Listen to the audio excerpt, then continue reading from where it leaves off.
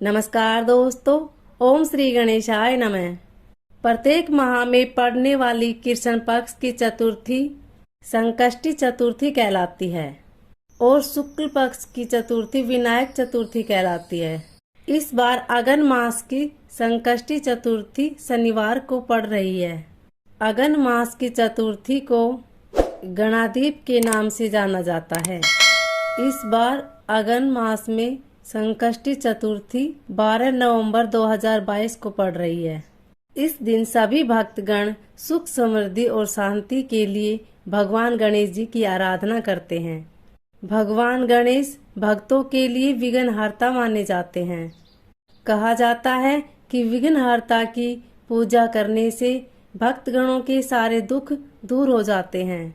गणेश जी प्रथम पूज्य हैं और शुभता के भी प्रतीक हैं।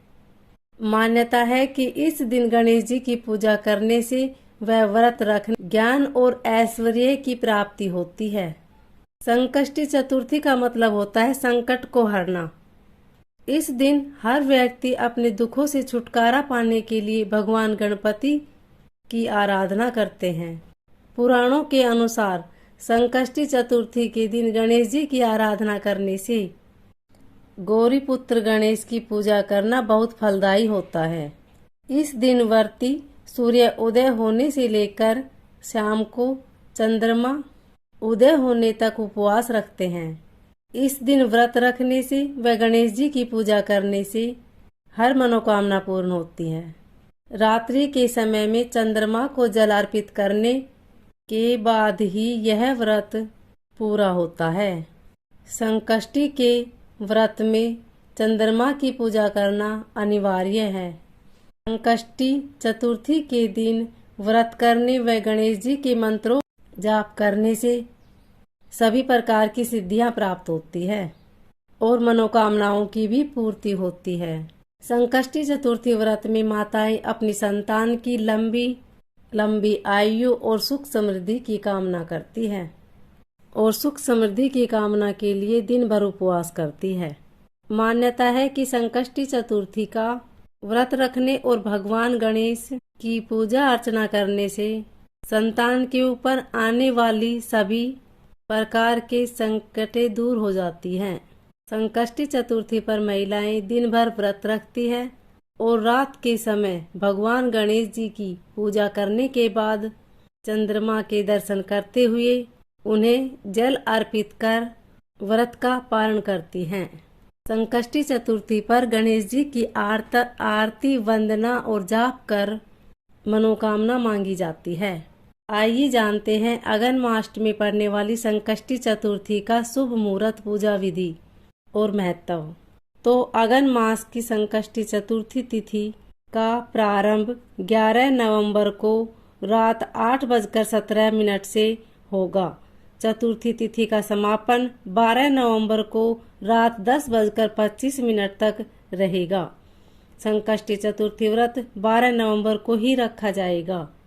12 नवंबर को सूर्योदय का समय सुबह 6:41 से सूर्यास्त का समय शाम 29 तक है। चंद्र उदय का समय रात 8:21 का है। इसके अलावा चंद्रोदय का समय रात 8:21 रहेगा और अभिजीत मुहूर्त सुबह 11:43 से दोपहर 12:27 तक है। अब आइए जानते हैं संकष्टी चतुर्थी की पूजा विधि के बारे में।